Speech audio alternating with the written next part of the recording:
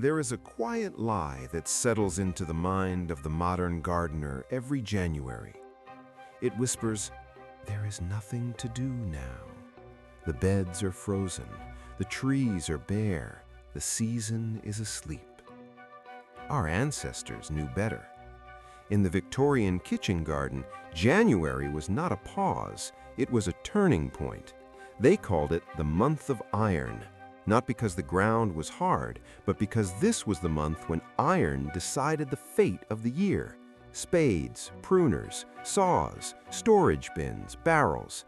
If they failed now, the harvest failed later. Most modern gardeners wait for warmth to signal action. Old gardeners waited for stillness. They understood that spring is chaos. Pests hatch, weeds explode, disease moves faster than hands can react. January was the only moment when the garden could not fight back. Trees were dormant, insects were sleeping, fungal spores were exposed and vulnerable. This was the window to prepare quietly, thoroughly, and without resistance. A sharp spade saves a broken back. A clean store saves a winter's food. A plan saves a crop from repeating last year's mistakes. In the old estates, January was spent in sheds, cellars, and orchards. Tools were dismantled. Stored food was inspected by candlelight.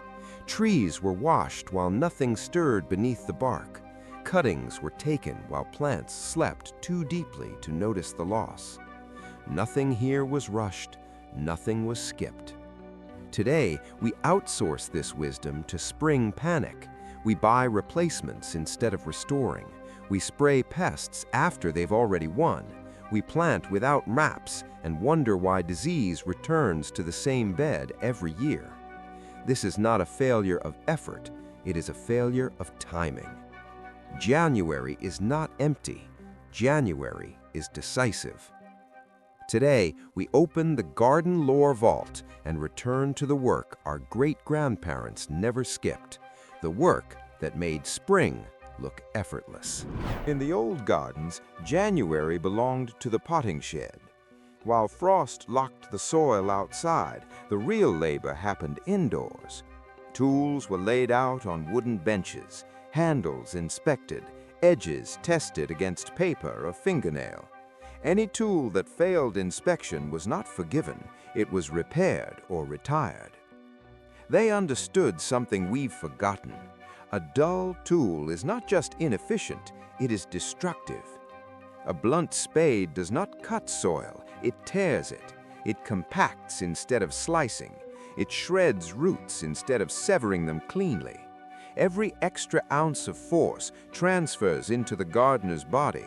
By June, backs failed. By August, hands cramped.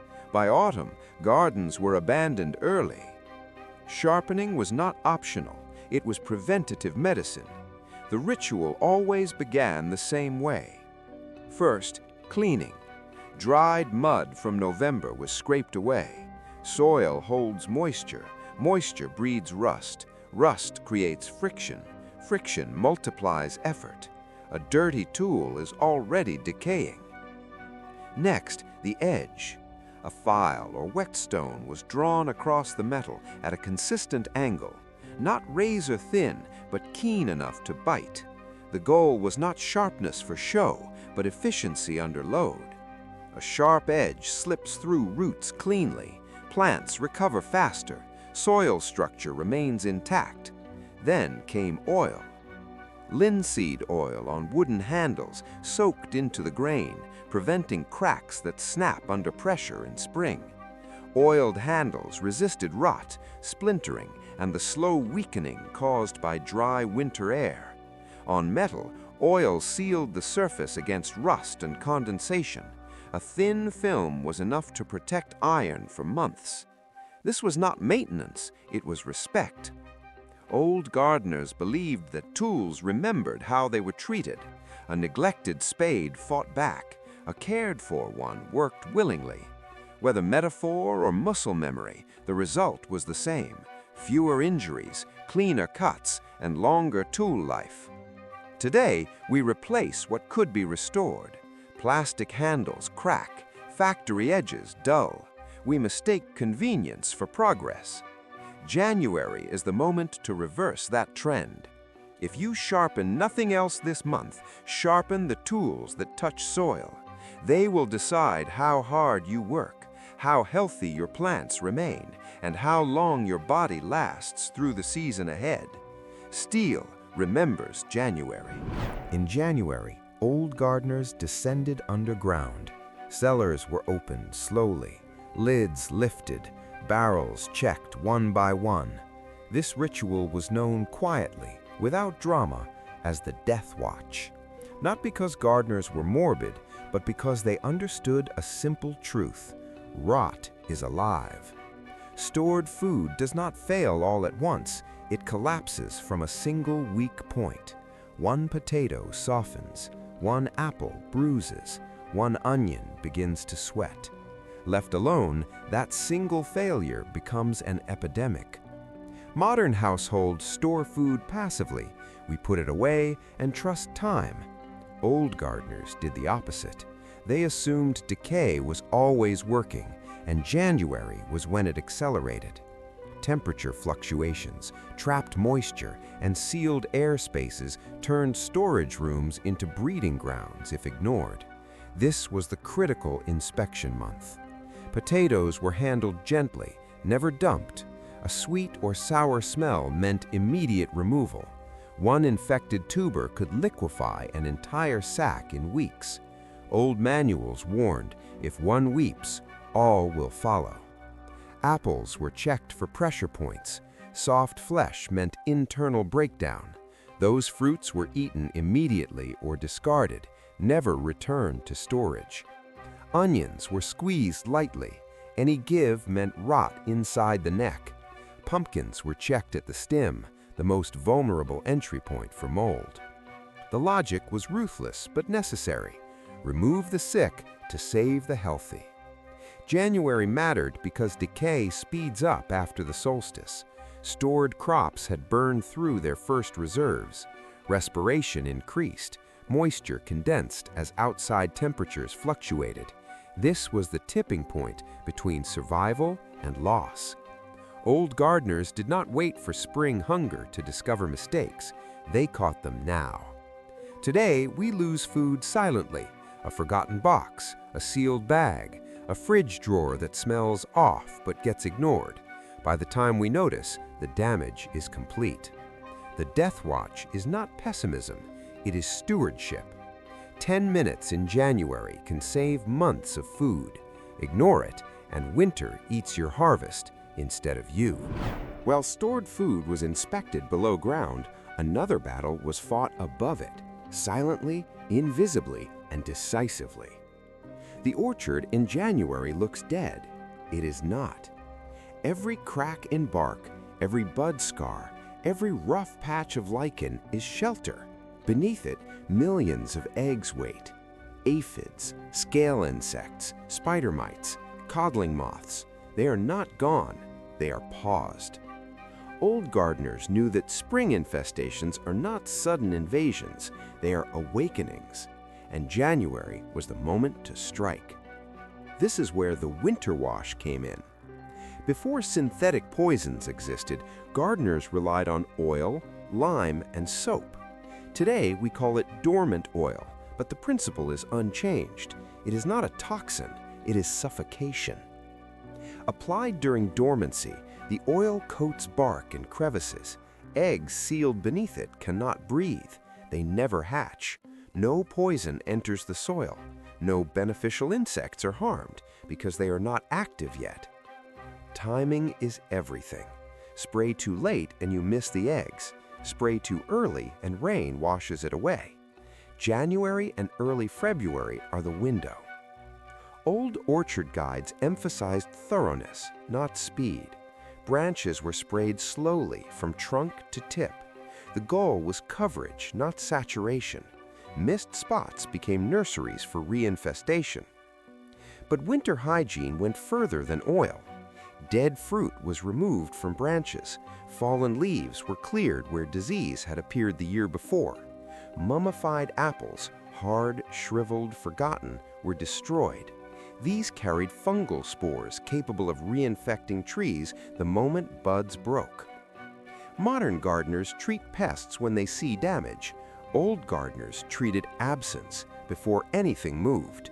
This is why their trees looked effortless in June. They did not fight insects, they prevented them from being born. Winter wash is quiet work. There is no immediate reward, no visible victory. But by May, the difference is unmistakable. Healthy leaves, clean fruit, no emergency spraying. The war was won while the enemy slept. While tools were sharpened and cellars inspected, January offered one more quiet miracle. It was the month when gardeners created abundance from nothing. They called it taking sticks. Hardwood cuttings were not considered a technique, they were simply common sense. In winter, when plants were fully asleep, their stored energy was locked inside the wood. No leaves, no growth, no loss. This made January the safest moment to cut without harm. Old gardeners understood something modern nurseries profit from. Many plants do not need seeds to multiply. They need patience.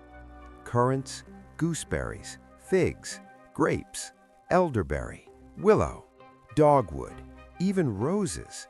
These plants carry dormant root potential in every node. In January, that potential is concentrated and stable. The method was precise but simple.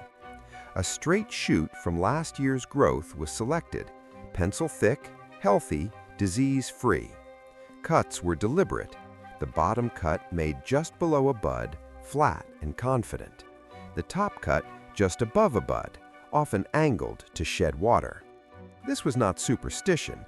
It prevented rot and confusion later. The cutting was then pushed deep into soil or sand, 2/3 buried, 1/3 exposed. No fertilizer, no rooting hormone, just cold earth and time. Why did this work? Because dormancy is not death, it is storage. As soil slowly warmed in spring, buried buds awakened downward, becoming roots. Upper buds awakened upward, becoming shoots. By the time leaves appeared, the plant was already anchored. Old gardeners filled trenches with cuttings, rows of future bushes, planted when nothing else could be done. Losses were expected, but abundance covered failure. From one parent plant, 10 children were made. From 10, 100. This was how estates expanded, how hedges were built, how gardens regenerated after harsh winters. Today, we buy plastic pots in April and wonder why this struggle. Old gardeners planted futures when the ground looked lifeless. January was not empty. It was multiplication season.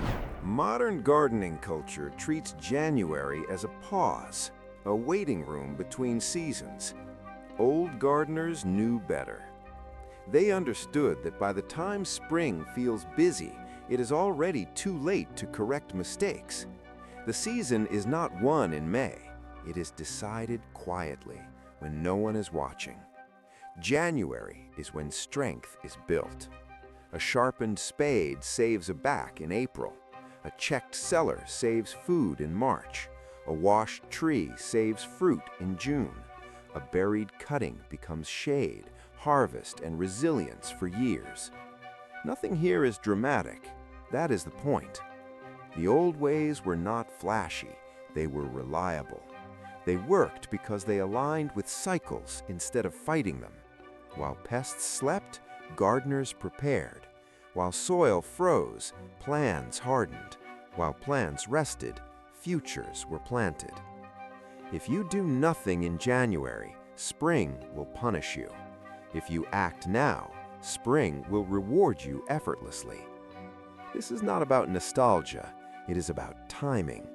The year does not begin when flowers bloom.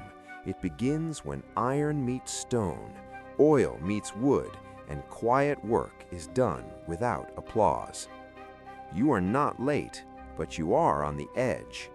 Sharpen one tool, inspect one crate, spray one tree, plant one cutting. The garden remembers who prepared. And if this knowledge matters to you, if you believe old wisdom still has a place, then keep the garden lore vault open. Share what was almost forgotten. Winter is not empty.